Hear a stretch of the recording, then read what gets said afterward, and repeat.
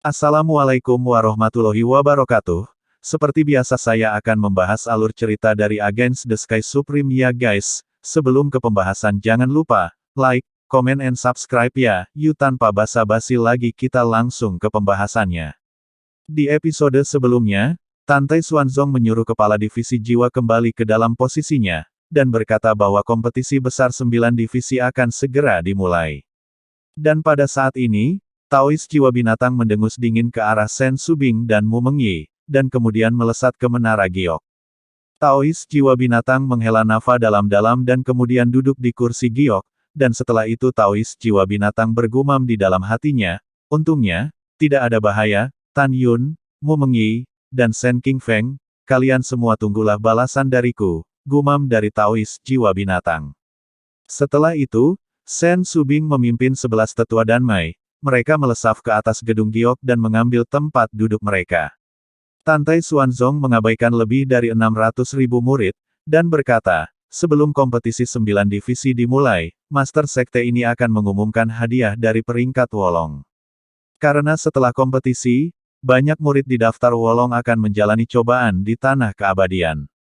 Sekte kami memiliki beberapa kontradiksi dengan Sekte Abadi-Abadi dan Sekte Jiwa Abadi pada saat itu. Saya khawatir akan sulit untuk menghindari konfrontasi. Oleh karena itu, sekte ini telah memutuskan untuk mengambil ini. Hadiah gelar akan sangat ditingkatkan, ucap dari Tante Xuanzong. Pada saat ini, semua murid berlutut dan mendengarkan dengan hormat. Hati para murid penuh dengan harapan. Lalu Tante Xuanzong berkata lagi, ketika hadiah ditingkatkan, Master Sekte memutuskan untuk menyesuaikan cara kompetisi dalam 100 tahun. Mendengar ini, 9 kepala dan banyak tetua, diaken, dan semua murid bingung. Tiba-tiba, mata Tante Xuanzong menjadi gelap, dan dia berkata dengan sungguh-sungguh, dalam kompetisi 4 seni di Sekte Abadi-Abadi ini, sesuatu telah terjadi, dan Master Sekte tidak akan mengatakannya secara spesifik. Di masa depan, Sekte saya akan bertentangan dengan Sekte Jiwa Abadi dan Sekte Abadi-Abadi. Kali ini, dua murid Sekte kuno tidak akan berhati lembut jika mereka bertemu murid-murid Sekte Huanfu yang berpartisipasi dalam ujian percobaan nanti. Oleh karena itu, tidak peduli siapa Anda.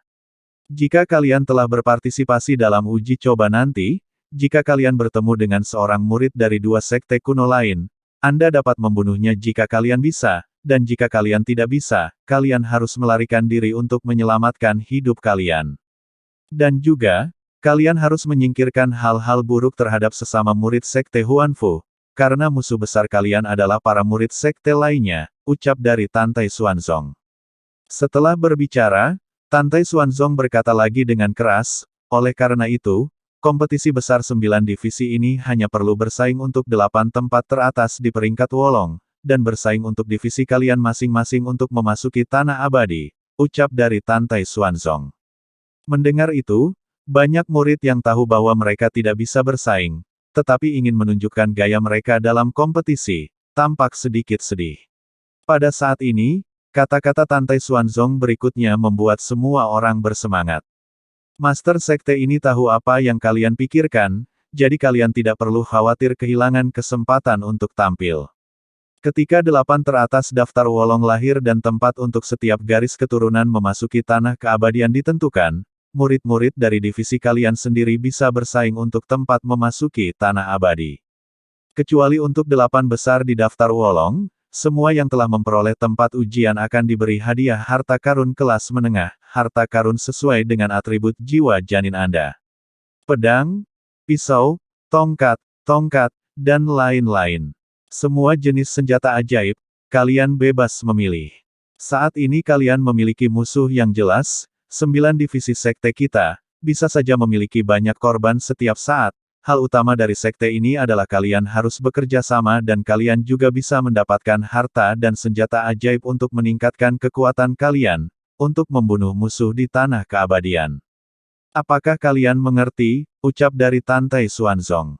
Lebih dari 600.000 murid berkata serempak dengan suara nyaring, lapor ke Master Sekte, murid ini mengerti, ucap dari 600.000 murid. Saat ini, harta karun kelas menengah, senjata ajaib, tidak diragukan lagi memiliki godaan fatal bagi murid-murid pintu dalam, Anda harus tahu bahwa hanya 100 murid teratas yang memenuhi syarat untuk menerima harta karun kelas menengah di kompetisi daftar Wolong dan membiarkan mereka memilih harta karun kelas menengah seperti apa yang akan digunakan. Hadiah semacam ini adalah pertama kalinya mereka mendengarnya. Di bawah hadiah yang berat, harus ada seorang pemberani, jadi bagaimana mungkin para murid tidak bersemangat? Oleh karena itu, mereka semua mengambil keputusan, dan setelah divisi keturunan mereka sendiri dialokasikan tempat, bahkan jika itu bukan untuk tempat percobaan, mereka harus berusaha sekuat tenaga untuk bersaing memperebutkan harta karun kelas menengah. Namun, pernyataan Tantai Xuanzong berikut membuat darah para murid semakin mendidih. Tantai Xuanzong tampak serius, dan berkata dengan keras, setiap murid yang selamat dari ujian dari tanah abadi akan diberi hadiah, dan jika korban yang malang terbunuh, namanya akan dicatat di daftar Wolong dan akan abadi. Para murid mendengar kata-kata itu menjadi bersemangat. Setelah Tantai Xuanzong menenangkan kerumunan, Tantai Xuanzong berkata lagi, tantangan Wolong akan dimulai sekarang, dan aturannya tetap sama. Masing-masing dari 9 divisi akan memainkan 3 orang sebagai juara. Jika kalian bertarung, kalian akan resmi menjadi pemimpin pertarungan. Pedang tidak memiliki mata. Jika seseorang malang untuk mati, maka divisi keturunan masing-masing dapat mengirim orang ke panggung untuk mempertahankan pertarungan. Dan permainan terus berlanjut, sampai-sampai divisi yang gagal mempertahankan, tempatnya akan ditempati oleh divisi yang lain. Dan pada akhirnya, akan ada total 27 juara di 9 divisi, dan kemudian mereka akan mulai bersaing untuk 8 besar dalam daftar Wolong. Apakah kalian mendengar dengan jelas, ucap dari Tantai Xuanzong. Semua murid berkata serempak, murid mendengar dengan jelas, ucap dari para murid. Pertempuran daftar Wulong ini, singkatnya, adalah setiap divisi akan memberi 3 orang murid sebagai perwakilan. Dan dalam pertandingan jika salah satu murid dari divisi kalah, pemimpin divisi bisa segera mengganti orang untuk bertarung. Dan jika 3 orang murid dari divisi kalah, divisi lain bisa menantang divisi yang menang. Dan semua kepala divisi dan master sekte akan dengan cermat menilai kekuatan murid dari 9 divisi. Dan pada akhirnya, total 27 orang murid yang akan bersaing satu sama lain dan masuk ke 8 besar daftar Wolong. Oke, master sekte ini menantikan penampilan kalian semua, harap ingat untuk memaafkan orang lain dan maafkan saya, tentu saja, jika tidak ada tantangan kekuatan, jangan berani, karena pedang tidak memiliki mata untuk membunuh dan melukai.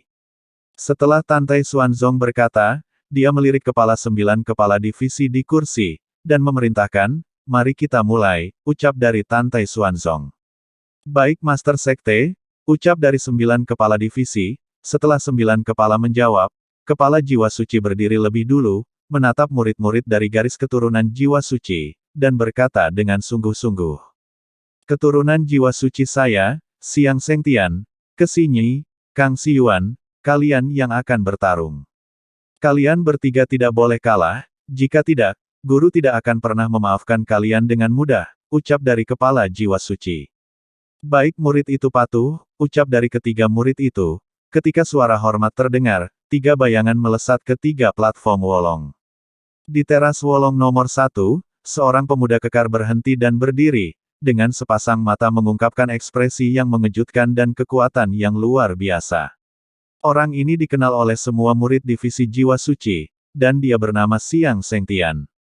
3 tahun yang lalu, Xiang Sengtian adalah satu-satunya pria kuat yang masuk ke daftar Wolong, pada saat berada di level 9 kekuatan jiwa janin. Sekarang 3 tahun telah berlalu, Xiang Sengtian telah dipromosikan ke kesempurnaan alam jiwa janin. Dikatakan bahwa dia menyentuh penghalang lapisan pertama dari alam penyempurnaan jiwa lebih dari setahun yang lalu. Alasan keterlambatan dalam promosi memiliki 2 tujuan. Yang pertama adalah karena para murid divisi jiwa suci telah menduduki posisi teratas dalam daftar Wolong selama 100 tahun, dan Xiang Sengtian ingin tinggal dan terus menulis mitos bahwa divisi jiwa suci tidak terkalahkan. Yang kedua, Xiang Sengtian ingin memasuki tanah abadi, mencari jejak kaki yang ditinggalkan oleh pertempuran para dewa, dan menemukan peluangnya sendiri. Di platform Wolong kedua, seorang murid perempuan yang tinggi dan heroik berdiri dengan bangga.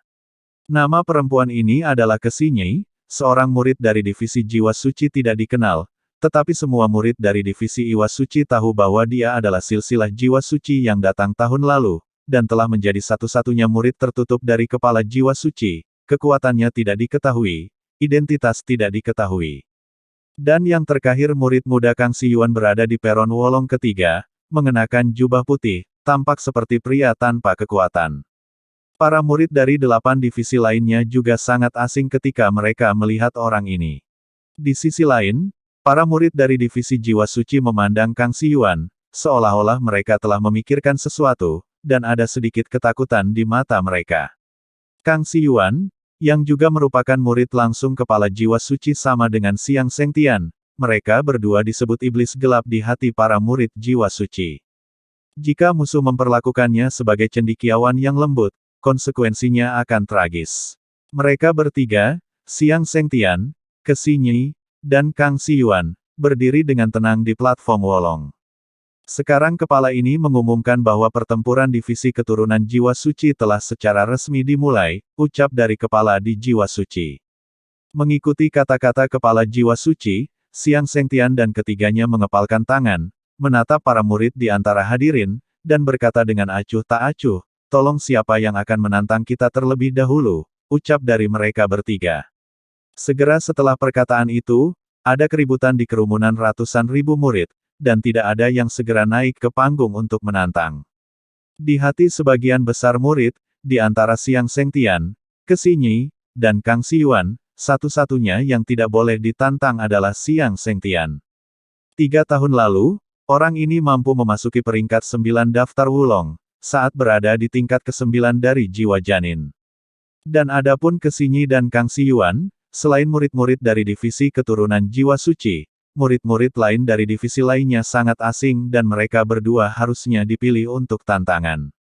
Dan pada saat ini, sesosok muncul dari kerumunan, dan saat berikutnya, sosok itu muncul di platform Wolong nomor 2 dan berubah menjadi murid muda yang mengenakan jubah jiwa binatang.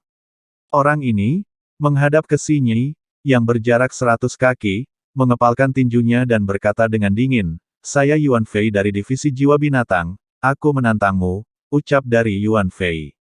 Tiba-tiba, di antara puluhan ribu murid di divisi jiwa binatang ada ledakan kegembiraan. Kakak senior Yuan adalah milik kita. Keberadaannya di divisi jiwa binatang, berada di peringkat ke-30 dalam kekuatan, dia pasti akan memenangkan pertempuran pertama. Itu benar, Kesi Nyi dan Kang Siyuan, yang sangat akrab, pada pandangan pertama, mereka bukan siapa-siapa, kakak senior Yuan memiliki 3 napas paling banyak, dan akan aku bisa mengalahkannya. Yah, masuk akal, ucap dari para murid divisi jiwa binatang. Siang Sengtian, yang berdiri dengan tangan di belakang punggungnya di platform Wolong nomor 1, menyeringai, hanya dengan 1 langkah, itu benar-benar lelucon, gumam dari Siang Sengtian di dalam hatinya. Di platform Wolong no. 2, Kesi Nyi berdiri tegak dan memandang Yuan Fei dengan acuh tak acuh, bibirnya terbuka sedikit, dan nadanya dingin.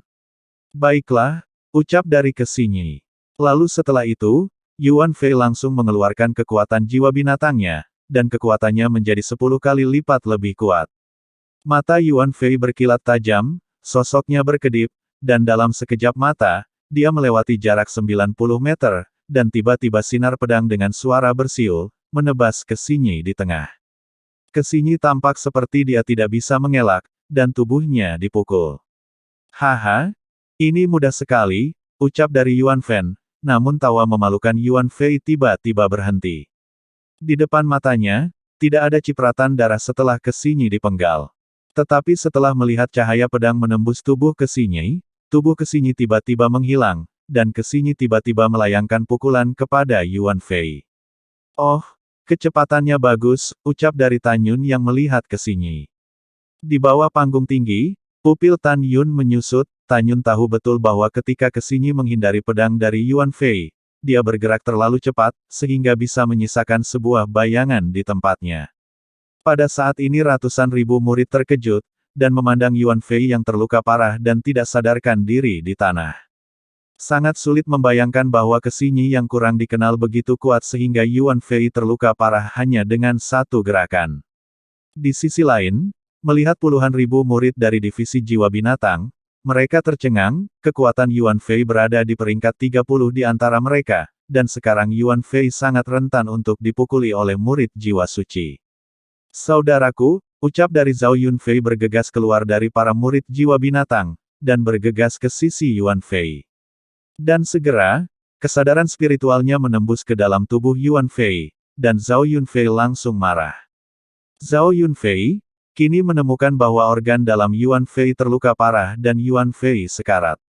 Saudaraku, jangan khawatir, kakak laki-laki tertua akan membalaskan dendammu, ucap dari Zhao Yunfei meraung dan melesat ke teras wolong nomor 2.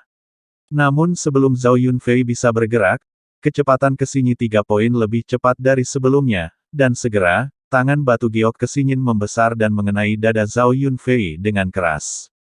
Serangan yang diberikan ke Sinyi membuat tulang rusuk Zhong Yunfei patah, dan darah menyembur ke udara, sehingga kini Zhong Yunfei terluka parah dan tidak bisa berbuat apa-apa. Adegan ini membuat puluhan ribu murid dari divisi jiwa binatang terkejut. Karena kekuatan Zhao Yunfei berada di peringkat ke-20 di antara semua murid dari divisi keturunan jiwa binatang. Para murid dari jiwa binatang, sulit untuk percaya bahwa Zhao Yunfei telah kalah lagi, sepenuhnya hanya dengan satu serangan.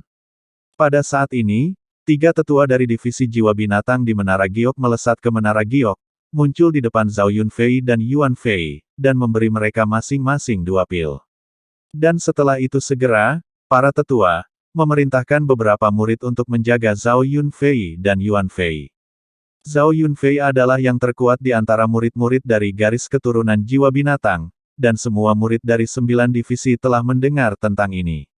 Melihat dari adegan Kesinyi, jelas bahwa para murid divisi lainnya tahu, bahwa Kesinyi adalah murid jenius dari divisi jiwa suci. Pada saat ini, seorang murid dari divisi jiwa binatang yang berada di peringkat ke-6 dalam kekuatan, yang bernama Li Wei akan melompat ke wolong nomor 2 untuk menantang Kesinyi, namun seorang pria yang dari divisi jiwa binatang melambaikan tangannya dan berkata, "Kamu bukan lawannya," ucap dari pria itu. Orang yang membuka mulut itu adalah Lindong, salah satu dari 3 murid langsung kepala jiwa binatang. "Baik kakak Lin, maka aku tidak akan menantangnya," ucap dari Li Wei. Setelah Li Wei menjawab, Li Wei memelototi Kang Siyuan di wolong no. 3. "Kakak Lin, maka aku akan bertemu dengan nama keluarga Kang," ucap dari Li Wei. Pada saat ini Li Wei jelas ingin melampiaskan kemarahannya pada Kang Siyuan, yang tampaknya lemah. Li Wei kini melesat ke arah puncak daftar wolong no. 3, dan Li Wei langsung mengeluarkan pedang miliknya. "Heh?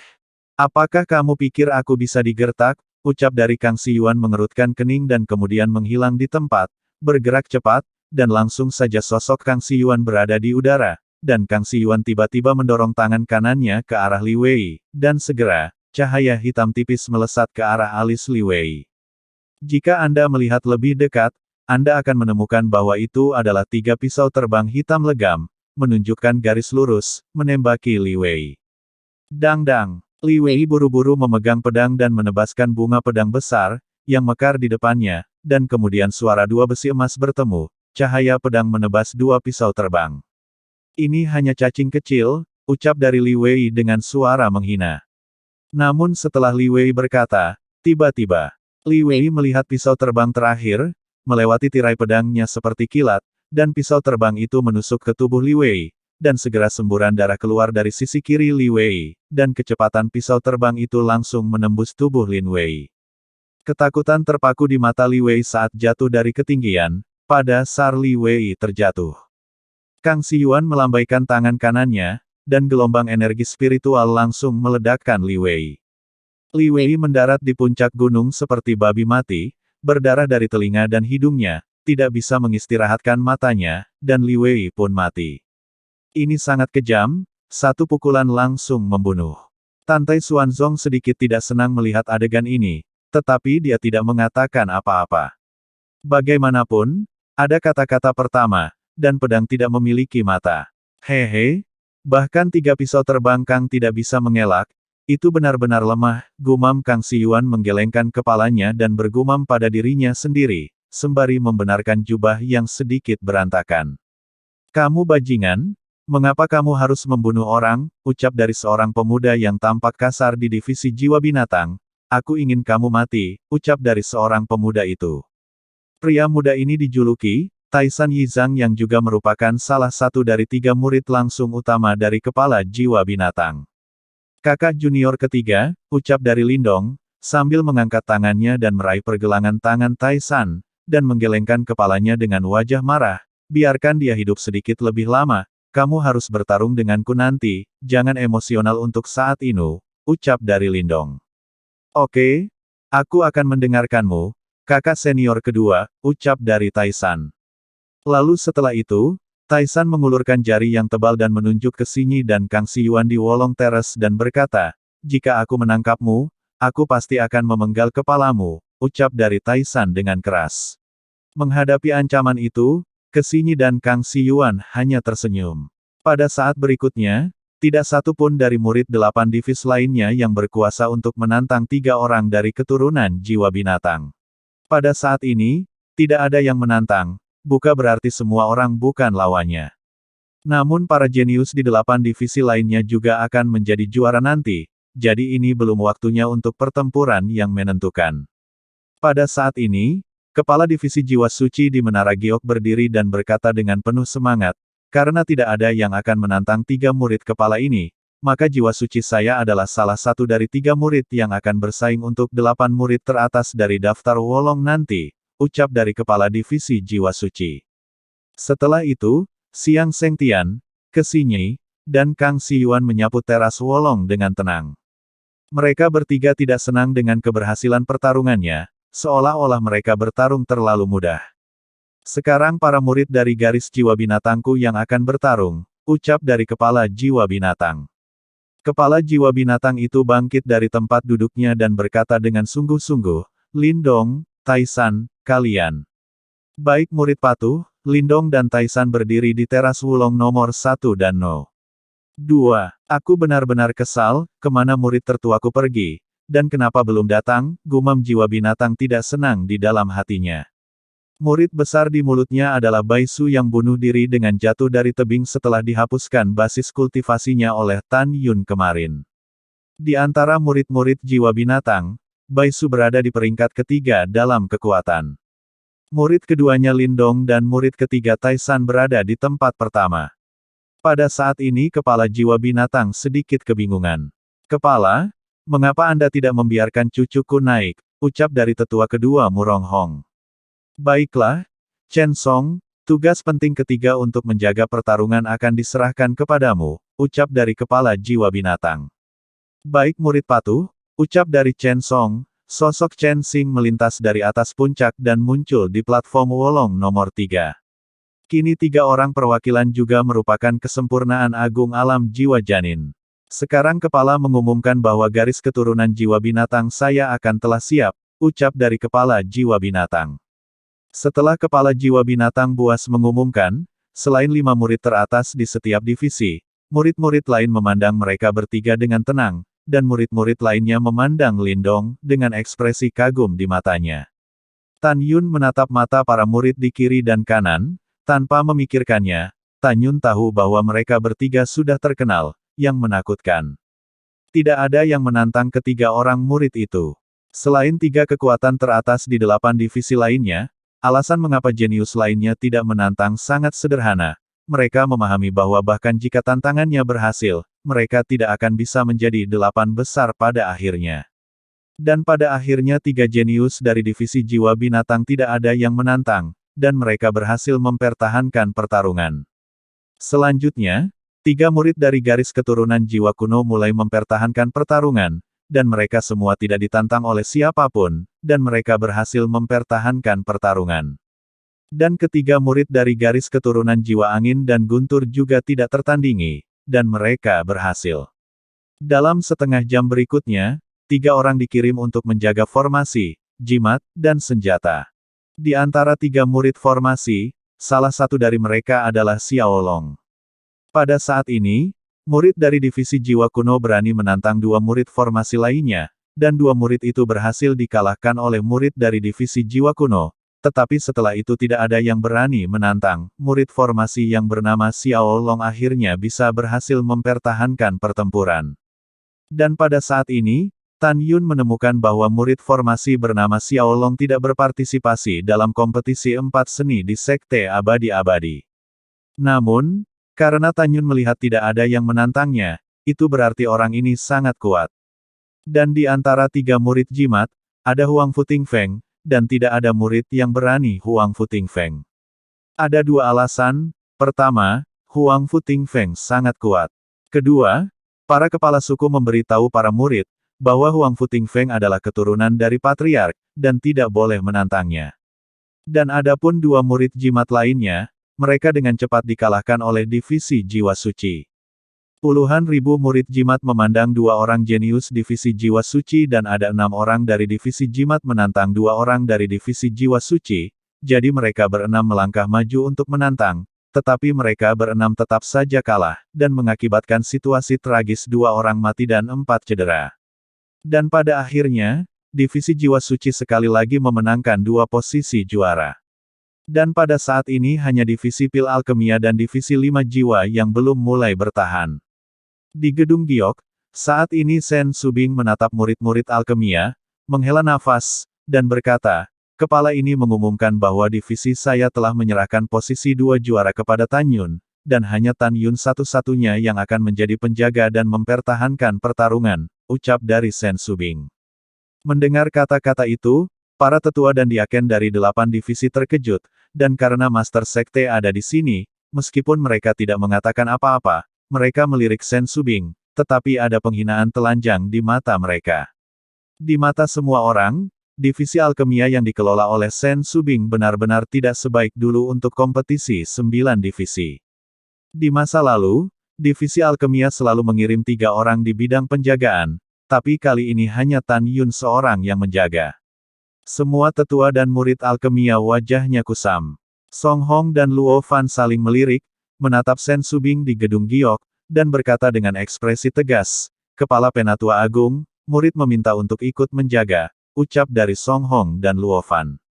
Sen Subing menatap mereka berdua dengan setuju, ini bukan waktunya untuk bertindak dengan kemarahan. Saluran utama adalah alkimia, dan kekuatan para murid kita sedikit lebih rendah daripada divisi yang lain. Kalian sudah menjadi alkemis hebat tingkat rendah di usia muda, jadi aku tidak akan membiarkan kalian ikut berpartisipasi. Apakah kalian mengerti? Ucap dari Sen Subing. Murid mengerti, ucap dari Song Hong dan Luo Fan. Bagus. Sekarang, mundurlah, ucap dari Sen Subing. Lalu setelah itu Song Hong dan Luo Fan tersenyum pahit, menepuk bahu Tan Yun, dan kembali mundur ke belakang. Pada saat ini, ketika Tan Yun hendak melompat ke Wolong Terrace No. 1, Mu Mengyi di sebelah kanan Tan Yun, tiba-tiba mengepalkan tinjunya dan menatap Sen Subing, dan berkata, Kepala Tetua Agung, murid Mu Mengyi, meminta untuk bergabung dengan Tan Yun untuk berpartisipasi dalam penjagaan, saya harap izin dari Anda, ucap dari Mu Mengyi. Karena Mu Mengyi memasuki divisi pil, dia mengambil inisiatif untuk meminta kepada Sen Subing untuk menjaga, tapi ini bukan penampilan yang disengaja.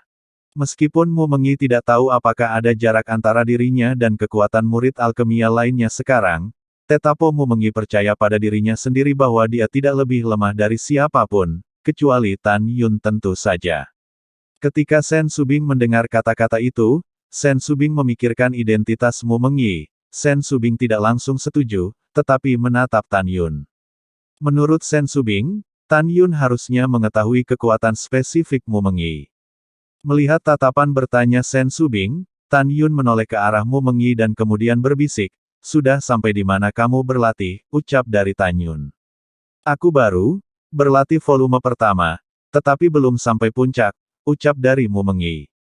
Mendengar itu Tan Yun merasa lega, Tan Yun tahu bahwa buku Nirvana yang Tan Yun berikan padanya untuk berlatih adalah 36 volume. Setiap volume dibagi menjadi 4 tahap, tahap awal, tahap kecil, tahap besar, dan puncak. Dan jilid pertama adalah latihan yang cocok untuk dia praktikkan di alam jiwa janin. Meskipun dia belum berkultivasi ke puncak volume pertama, Tan Yun percaya diri, bahwa Mu Mengyi saat ini bahkan jika Mu Mengyi bertemu Namong Yukin, dia tidak akan jauh lebih lemah. Jika saja Mu Mengyi mengolah volume pertama ke puncak dan menyelesaikan nirwana pertamanya, kekuatan lompatan tantangannya akan sangat menakutkan. Memikirkan hal ini, Tan Yun memandang Sen Subing dengan bangga, mengepalkan tinjunya dan berkata dengan hormat, "Kepala, murid ini percaya bahwa Mengji akan baik-baik saja," ucap dari Tan Yun. "Oke, karena Anda telah mengatakannya, maka kepala suku setuju," ucap dari Sen Subing.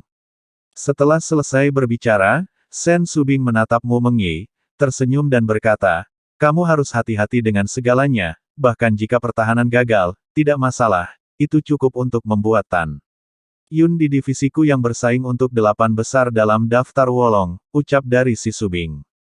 Mendengar itu, Mu Mengyi pun mengangguk, dan kemudian melesat ke arah terang Wulong bersama Tan Yun. Tan Yun King berada di teras Wulong No pertama, dan Mu Mengyi di teras Wulong nomor 2. Dan setelah itu segera, Tan Yun dan Mu Mengyi merasakan niat membunuh menyelimuti mereka. Tan Yun dan Mu Mengyi saling memandang dari kejauhan. Tan Yun memberi isyarat kepada Mu Mengyi, bahwa banyak musuh yang akan menantang mereka, dan pada saat yang sama Mu Mengyi mengerti bahwa pria yang dicintainya memiliki banyak musuh di sekte batinnya. Dan pada saat ini, sebelum Sen Subing mengumumkan bahwa Tan Yun dan Mu Mengyo mulai bertarung, Sen Subing bisa merasakan udara dipenuhi dengan niat membunuh kuat yang tak terhitung jumlahnya. Sen Subing secara alami tahu bahwa niat membunuh ini semua ditujukan pada Tan Yun dan Mu Mengyi. Dia tidak khawatir tentang Tan Yun, karena di dalam hatinya Tan Yun adalah keberadaan yang tak terkalahkan di antara murid-murid dalam Huang Fu Shengzong. Dia hanya khawatir tentang Mu Mengyi, karena dia belum pernah mendengar seberapa kuat Mu Mengyi dalam garis keturunan jiwa binatang. Dan pada saat yang sama di atas kursi giok, Master Sekte Tantai Xuanzong bergumam di dalam hatinya, "Hahaha, sepertinya ada beberapa orang yang ingin membunuh calon menantu dari Master Sekte ini," gumam dari Tantai Xuanzong sambil tersenyum dengan tenang di dalam hatinya. Tantai Xuanzong juga tidak khawatir tentang Tan Yun, menurutnya, ketika Tan Yun berada di Sekte Abadi-Abadi, dia bisa sangat merusak Ru Yanchen, seorang tuan muda dari Sekte Abadi-Abadi, dan kemudian hampir membunuh Namong Yukin, orang suci dari Sekte Jiwa Abadi. Dengan kekuatan Tan Yun, itu sudah cukup untuk menyapu jenius dari sektenya sendiri. Dan pada saat ini, Kepala Divisi Senjata, Taois Murong, Taois Qiankun dari Divisi Jimat, dan Taois Fufa dari Divisi Formasi, duduk di kursi di bawah gedung Yulou tidak bisa menahan senyum. Ketiganya berpartisipasi dalam kompetisi 4 seni, yang secara alami menyaksikan kekuatan Tan Yun, jadi ketiga kepala itu, tidak membiarkan para muridnya menantang Tan Yun. Lalu setelah itu, bagaimanakah kelanjutan ceritanya? Next di episode berikutnya ya, wassalamualaikum warahmatullahi wabarakatuh.